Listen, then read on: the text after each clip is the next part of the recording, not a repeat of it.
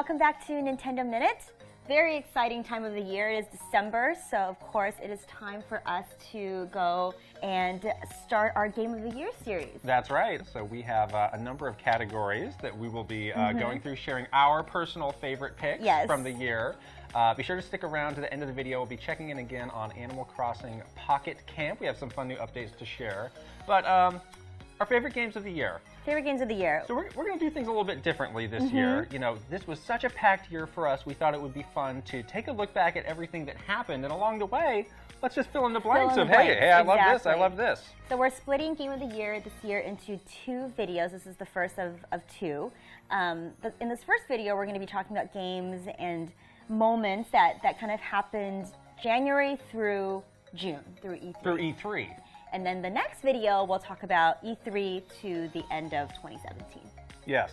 Yes. And we have 14, count them, categories that we're going to be going through. You're going to rattle them off, And since we're going to be going through these sort of as they come up, I'll just read through them here now. Coolest Amiibo, Best eShop Game, Favorite Super Mario Odyssey Capture, Vista King and/or Queen, Best Game We Wish We Played. This is sort of the backlog category. Yes. Because we're sort of limited to choosing the games that we played, and we can't play everything. Can't play everything. Best Soundtrack, Best Narrative, Best Multiplayer Game, Best Box Art, Most Fashionable Character, Favorite Sidekick, Favorite In-Game Moment, Favorite Real-Life Moment, and the big one, Game of the Year.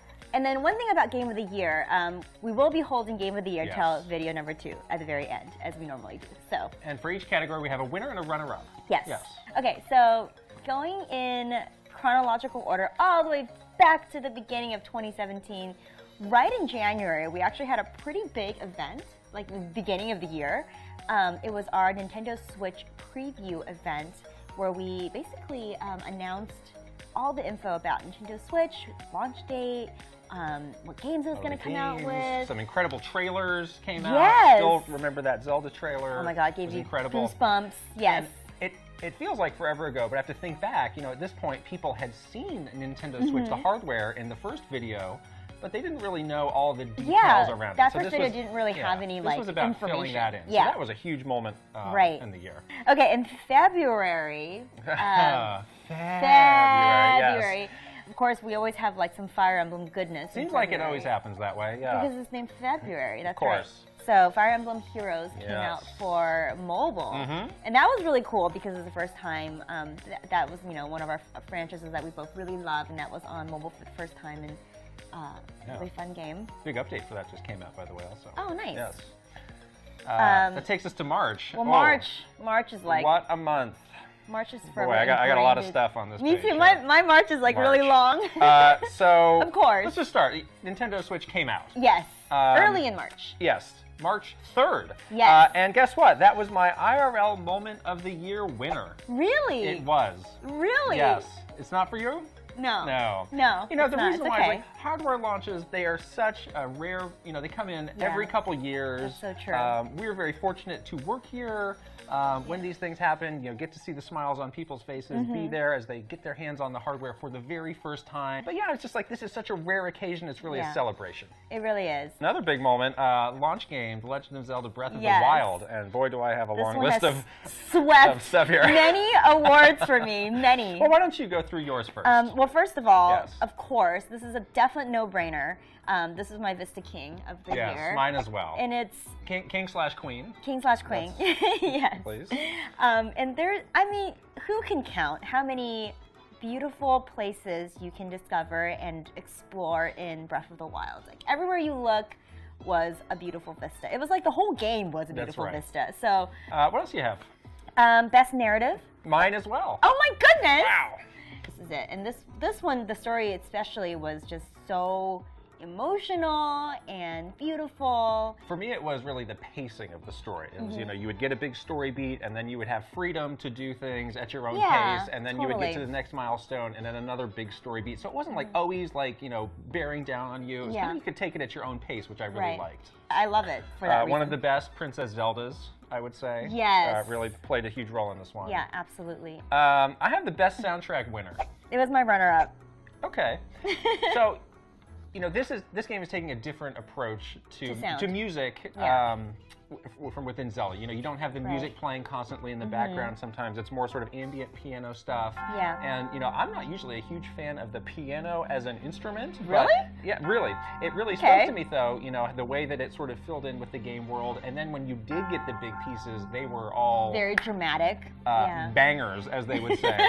And actually, one of my favorite ones is actually the shrine music, the music playing in the shrines, which is very understated. But you go through so many of those shrines, I really came to love that song. I think that was actually the song that put me over the top versus the other big ones that you heard in all the trailers. Some more winners here. Best box art. This is a great year for box art. Very colorful box art this year, but I just loved how this one was different Link than the rest. looking out on Hyrule, and this, you didn't even see Link's face. No, and he was also very the environment was more of the focus of the artwork. Indicating that this is what you should be paying attention to. Maybe more so than Link in this case, which I thought really was a great tie to the game. Yeah, very good. Yes. So I have a runner-up for best soundtrack, as we discussed, and then I also have a runner-up as most fashionable character. Oh, I have that as well. So obviously for this one, Link has so many different outfits. Every sort of region you would journey to has an outfit specific to that, and so I think for the first time in the series, you saw him in much more than like his traditional green. Link tunic, so it was really cool. And my favorite outfit of the whole game was shirtless. Definitely shirtless, of course. No, I like the Rito region outfit. Yeah, it's my favorite. And I liked how certain clothes would help you go into cold areas, or having these attributes. That was a great hook that just made it more than just about the looks of it. It was functional as well. Exactly. Yes. And then my last runner-up for Breath of the Wild is runner-up for favorite in-game moment, and this was for just the way that the memories were done in the game. To your point about the story pacing, I love how the memories were a way for you to understand the story and what was going on in Hyrule. And I also love seeing a different side of Princess Zelda in this one, and I really found that a really interesting way to get to know some of the characters and get to know Princess Zelda's backstory a little bit more, and I thought that was just so well done, and again, it really tugs at your heartstrings, so definitely, I really love that. Yeah, those were great. Yeah. This was also my runner-up best in-game moment, but a different moment. Oh, really? And it was just generally the ambiance of being in Hyrule. Okay. We had a great music category, but we don't have a sound category, and I think just, all of the great sound effects of the world made you feel like you were there, just sort of, the way the wind swirled, the lightning, the way the clouds went overhead, like the birds and all stuff. of that. Like this world so was good. so legitimate of being a place that you were in. Yeah. And it really helped with the immersion so much. So that was just my favorite moment there. Yeah. Runner-up moment. Runner-up moment. Okay. A couple other games came out for Nintendo Switch in March, and one of the games that we both really liked was Snipper Clips. Cut It Out Together. Yeah. And that is my winner for best multiplayer game. Wow. Yeah. The anger didn't get to you? The anger didn't get to me. That's I good. know. You would think that I would be like traumatized from playing that game with you, but that game is like so fun. It is. Such a cool take on a co-op multiplayer game. It's such a cool concept. And then, of course, the new Snipper Clips Plus just came out, so there's more puzzles and things like that. And but just those great aha moments when you figure out a puzzle, which we had some of. I mean, maybe not a lot. Sometimes aha, sometimes oh gosh. Sometimes when we're involved. So this won a different award for me. It was Best Sidekick. It's Snip and Clip. They're each other's sidekick. Oh, that's so cute. These are great new characters. They have a lot of personality. We just spent a lot of time goofing around looking at the different facial expressions that they would have. And of course, you can slice and dice each other up. That's fun too. So I thought these were great new characters, and they are a pair. So I thought they're sidekicks. That's a good one. Some other great eShop games that came out right around launch: Wonder Boy: The Dragon's Trap, very fun. And at launch, Shovel Knight: Treasure Trove. So that takes us through March. Yes, into April. Mr. Shifty came out in April. Oh boy. Oh boy, Mr. Shifty. I love Mr. Shifty so much. Loved it enough to give it an award? I got a couple awards. Oh, yeah? Actually, a couple runner-ups for me. Okay, me too. Go. This game was just a crazy, insane action game that kept ratcheting things up, and every time it did, you thought, well, this is the No end for way. me. I Yeah, can't do I can't this. do it. What the game is showing me is just too crazy. But you would always push through and it's kind of stretch yourself to new limits to find ways to do it. Yes. So I just love that about it. It is my runner-up best eShop game. Me too! And runner-up best soundtrack. Oh, that's a good soundtrack. This has a, I would call it a beautifully cheesy soundtrack of something out of a great action movie. But it really matched the game like perfectly. It fueled the action of the game so well, and I still listen to that all the time. It's so good. This game really surprised me. Such a fun concept, you know, really fast-paced and just really fun game that I didn't expect. Yeah. A couple other games came out in April. We had Mario Kart Deluxe, which is a great game. Mario Kart 8 Deluxe. I have some awards for that. Do you? I do. Okay, go. Runner-up, best box art. Oh, yeah. This is just like, I talk about the colorful box art, and this is like the one's like, whoa, your eyes are just like overwhelmed with all the colors, and it's such a great scene with all the characters. This was hard to choose. Really good year for box art. I was thinking between this and ARMS as the runner-up, but went with Mario Kart 8 Deluxe, and it seems maybe a surprise to you. This is my best multiplayer game of the year. Oh, really? Yes, it is. And you may say, like, well, you already played this game on Wii U, but they added all of those new battle modes. The battle modes are so good. They're so good. The online play in this is so smooth, and I still go back to this game all the time. It's just, it's just an easy game to pick up to play with people. Kind of a seamless multiplayer experience. You can do it with a small group, with a big group, do it online, just every way you would want to do it. It's really good. Yeah, and we had some office tournaments for Mario Kart 8 Deluxe. Ooh, with the drama. There was some drama in our office. Still spoken of in hushed whispers. Yes. Okay, should we go to May? May. Let's go. Big Fire Emblem month. Fire Emblem Echoes, Shadows of Valencia came out, and there were 2 amiibo that came with that game. Yep. What else? Minecraft. Yes. Nintendo Switch. We also had Ultra Street Fighter 2.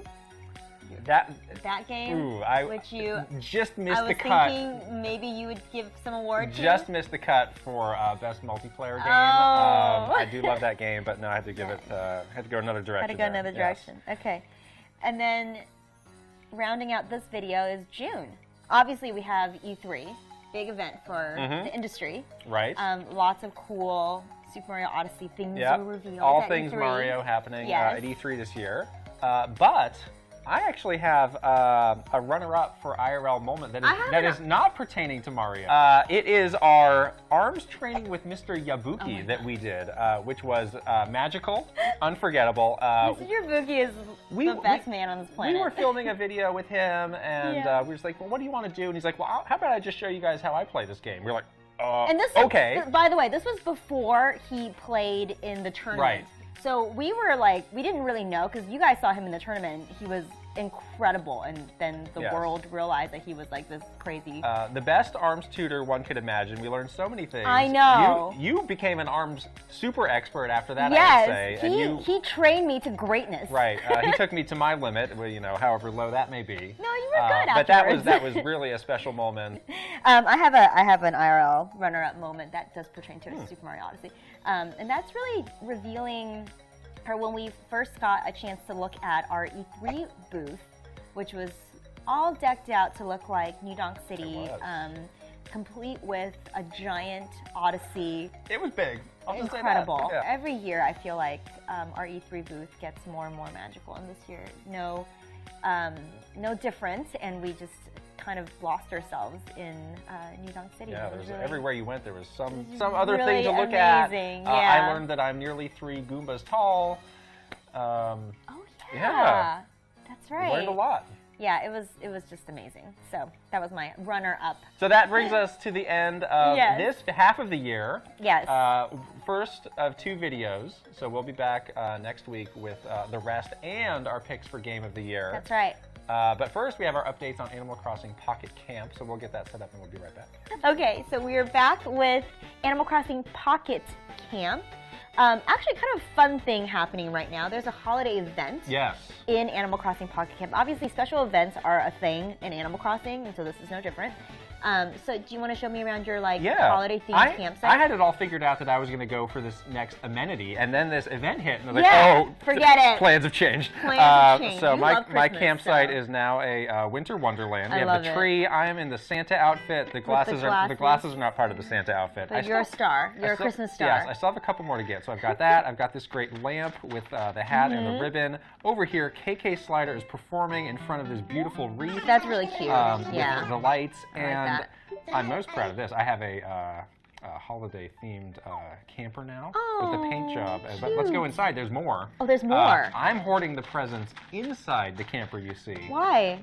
So you can give it to the animals later? Because they're for me. Oh. Okay, and I've got it under the traditional holiday cactus. The holiday succulent. And, Santa, people say, oh, give Santa, the cookies and milk when he comes in. I've got this, I have a delicious charcuterie board for the big guy. I think Santa would appreciate a charcuterie board. Look, he sure would. There's no chimney in your camper, though. How's he supposed to get down? He's going to open the door and walk right in. Oh, okay, okay. Got it. Just making sure. So, yeah, this is really fun. I've enjoyed, collecting these and placing them out. It really gets you in the holiday spirit. It's fun. I love it. But what do you have? So really similar for me too. I canceled all of my existing plans and basically went Christmas crazy or holiday crazy.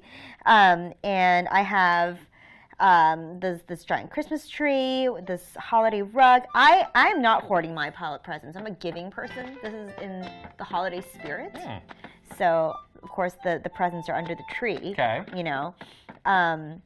I'm in the Santa hat as well, very festive. It's really cool because when you're doing, when you're interacting with your animals, instead of giving you just bells, they actually give you these candy canes. Yes. And that will allow you to craft all of these fun Christmas holiday items, so it's really cute. Yeah, and then on this side, it's still the same. No, you have more holiday items than I do, so. I told you I went nuts. You went a little crazy. But next time we check in, I think I'm going to try and get that new amenity set up. So will I get it? Will I not? We'll find out. We'll see. Yeah. We'll see. And then again, we have some of the login bonuses that we're both waiting on. Yes. So maybe there's going to be some new camper customizations. We will see. Okay, cool. So that's just a quick check-in to Animal Crossing Pocket Camp. We hope you enjoyed this first episode of our Game of the Year series. I hope you come back next week for us to share our second Game of the Year series and our picks for Game of the Year. Thank you so much for watching this video, and remember, Nintendo Minute is never a minute. See you next week. Bye. Bye.